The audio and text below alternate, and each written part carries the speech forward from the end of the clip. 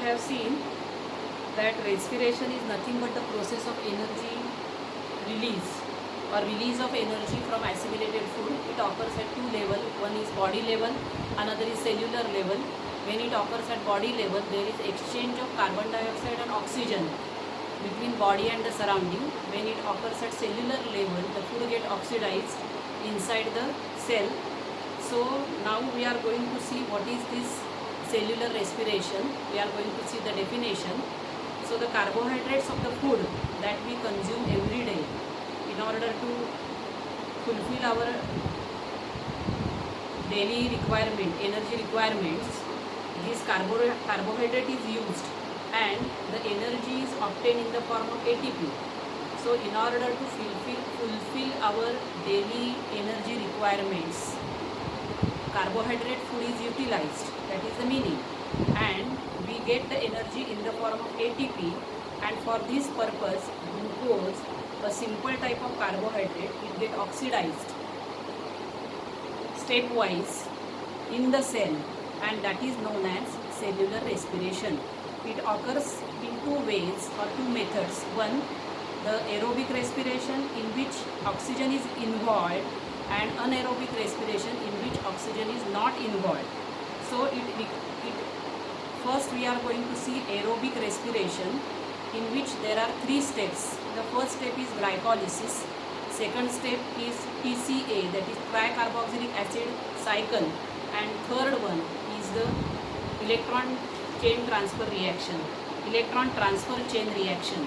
So these are the three steps that are occurring in the aerobic respiration. So what happens in glycolysis? So glycolysis first occurs in cytoplasm of the cell, that is the first thing. Second thing, in glycolysis the glucose molecule gets stepwise oxidized.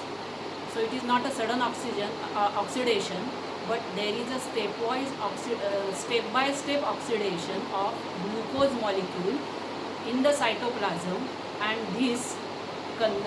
thus we get from each glucose molecule we get two molecules of pyruvic acid, then ATP, adenosine triphosphate molecules, then NADH2 and water molecules. Followed? So first what is converted into what? The molecule of glucose is converted into pyruvic acid. Along with that, what are formed? Pyruvic acid, with that ATP, NADH2 and water molecules are formed. Now this molecule of pyruvic acid then gets converted into the molecule of acetyl coenzyme A. Then this, along with this acetyl coenzyme A, we get again two molecules of NADH2, two molecules of carbon dioxide are released in this process. So followed, that is glycolysis. You have to remember two conversion. First, glucose stepwise oxidation to pyruvic acid. In that, two molecules of NADH2, ATP and water molecules are formed. Then this pyruvic acid gets converted into acetyl coenzyme A. Along with acetyl coenzyme A, again two molecules of NADH2, two molecules of carbon dioxide are released. So that is glycolysis, which is occurring in cytoplasm. Now afterwards, these molecules of acetyl coenzyme A formed in the glycolysis, they enter the mitochondria. So tricarboxylic acid cycle is a cycle which is a cyclic process. It is not a single step process. It occurs in the form of cycle. So this cyclic chain reaction, which is known as tricarboxylic acid cycle, it is operated in mitochondria, and in this what happened, the acetyl part of acetyl coenzyme A, that is CH3COO minus radical of acetyl coenzyme A gets oxidized completely in mitochondria, and there is a formation of two molecules of, not exactly two molecules, but molecules of carbon dioxide, water, NADH2, FADH2, they are formed. Followed? So what are these NADH2 and FADH2? These are the enzymes required for cellular respiration. What is their long form? NADH2 means nicotinamide adenine dinucleotide, that is NAD. So NADH2 is nothing but its reduced form, while NAD plus whenever it is there, plus sign above NAD, then it is its oxidized form. Again FADH2 is flavin adenine dinucleotide. So these are the long forms which are given in the next page.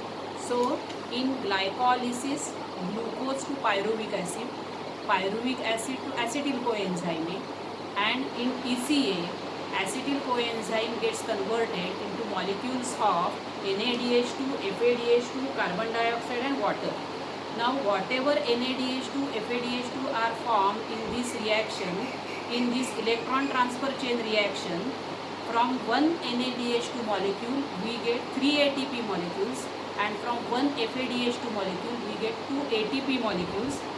Along with water molecule also is formed in this, and this ETC reaction or electron transfer chain reaction also occurs in mitochondria only, and thus a molecule of glucose get completely oxidized and molecules of carbon dioxide and water are formed. So they have shown you the figure, also I have drawn on the board the figure showing mitochondria and tricarboxylic acid cycle.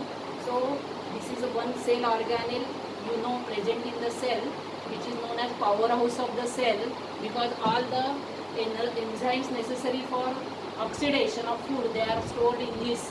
So this is the outer layer of mitochondria, outer membrane, then this is inner membrane which is having folds known as cristae that you have studied. Now here this pyruvic acid, fatty acids which are formed, they get converted into acetyl coenzyme A, and the acetyl coenzyme A, from that NADH2 and carbon dioxide are formed, and here FADH2 is also formed within the Krebs cycle. Followed? So that is the mitochondria and TCA cycle. So this diagram you have to remember. Now what happens whenever these carbohydrates are present in insufficient amounts, that is due to starvation or hunger. If these carbohydrates are not present in sufficient amount in our body, then what happens? The lipids, that is fats, and the proteins, they get oxidized. The lipids get converted first into fatty acids, and proteins get converted into amino acid, and both these fatty acids and amino acids, they both get converted into acetyl coenzyme A, and again this acetyl coenzyme A undergoes Krebs cycle in mitochondria to get complete oxidation to get the energy. Followed? Now they have given the important information about ATP. So all of you know that ATP is adenosine triphosphate molecule, which is an energy rich molecule, which is stored in this, the energy is stored in the phosphate bond. So they have shown you below this equation. This is also very important. They may ask as a fill in the blank to write in the exam. So here it is made up of triphosphate molecule, 3 phosphate groups, along with the nucleotide, which is a purine nucleotide containing adenine. We have seen nucleotide in DNA molecule, and it has a ribose sugar, which is a part of a RNA. That also we have seen. So adenine plus this ribose sugar, which is a pentose sugar, 5 carbon sugar, to which 3 phosphate bonds are attached, and the energy is stored in this phosphate bond. Whenever the energy is required, this phosphate bond with more energy, it breaks, and thus there is a formation of adenosine diphosphate, and energy is released and inorganic phosphate molecule is released. So that is how the reaction takes place, and thus these ATP molecules, they are known as the energy currency of the cell. Followed? So chemically ATP is a triphosphate molecule formed from adenosine ribonucleoside. So adenosine, we have seen adenine, ribo, that is a pentose sugar, nucleoside. Followed? So that is the important thing about ATP. Now just now we have seen the anaerobic respiration.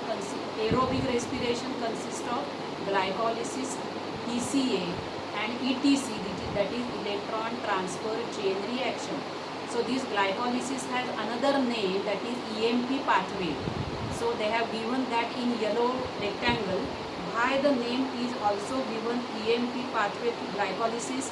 Because this process was discovered by 3 scientists, Gustav Embeden, Otto Meyerhoff, and Jacob Parnas. So along with their colleagues, and thus they have performed this experiment on the muscles and thus this glycolysis is also known as ENP pathway. Similarly, the tricarboxylic acid cycle, which is also known as TCA cycle, which is also known as Krebs cycle, because this was first time discovered by the scientist Krebs, and for that purpose he was awarded the Nobel Prize. Followed. So which are the another name for glycolysis and TCA cycle?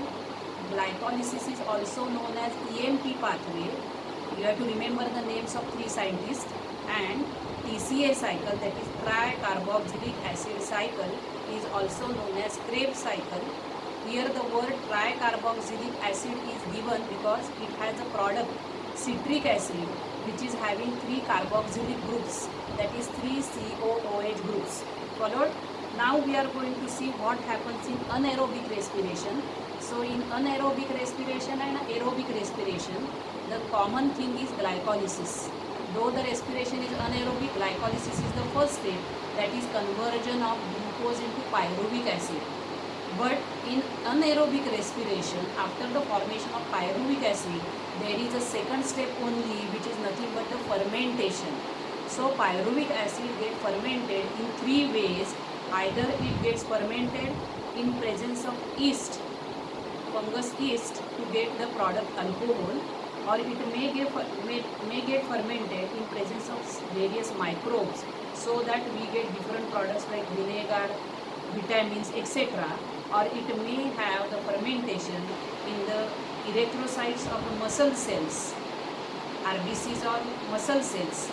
That is, the formation of lactic acid is produced. Followed.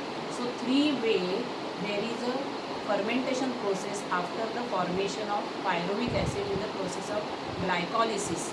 That means if we compare the aerobic and anaerobic respiration, first aerobic respiration occurs in which oxygen is involved. Here oxygen is not involved. In aerobic respiration, amount of energy release is more. In anaerobic respiration, amount of energy release is less. In aerobic respiration, there are 3 steps. First is glycolysis, second is TCA, and third is ETC. While in anaerobic respiration, there are only 2 steps. One is glycolysis and second is fermentation.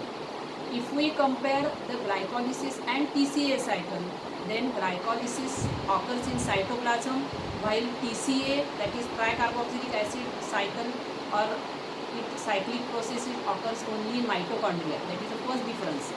Then in glycolysis, from glucose pyruvic acid along with ATP, NADH2 and water is formed.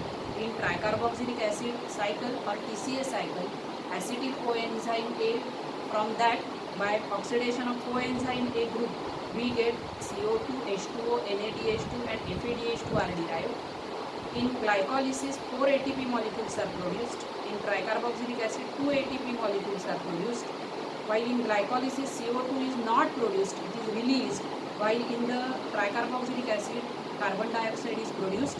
So we can tell 3-4 points as a distinguishing point between glycolysis and TCA and aerobic and anaerobic respiration.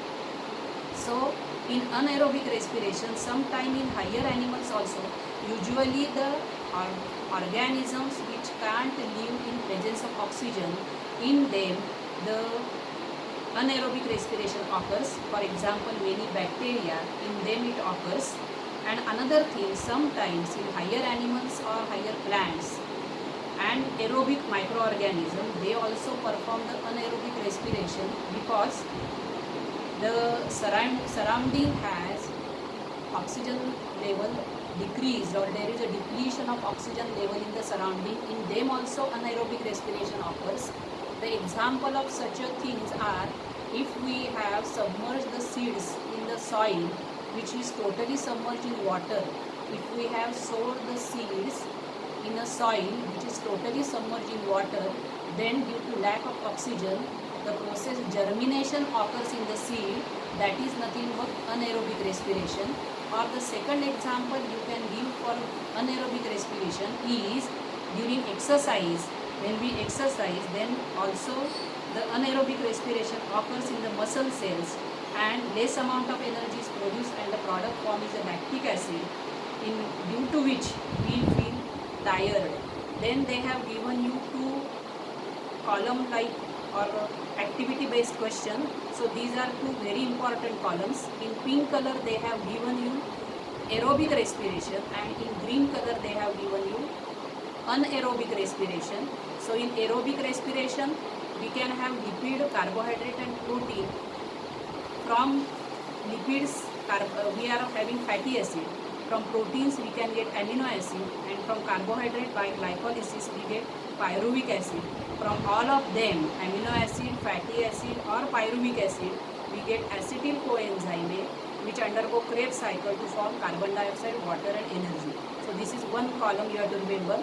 In anaerobic respiration, glucose has undergone glycolysis, and after glycolysis there is no formation of there is a formation of pyruvic acid, but after pyruvic acid there is no formation of acetyl coenzyme like aerobic respiration, but direct they have shown you fermentation three ways: in the middle by microbes, on the right hand side in the muscle cell formation of lactic acid, with the help of yeast there is a formation of alcohol. So that is how we can have the aerobic and anaerobic respiration.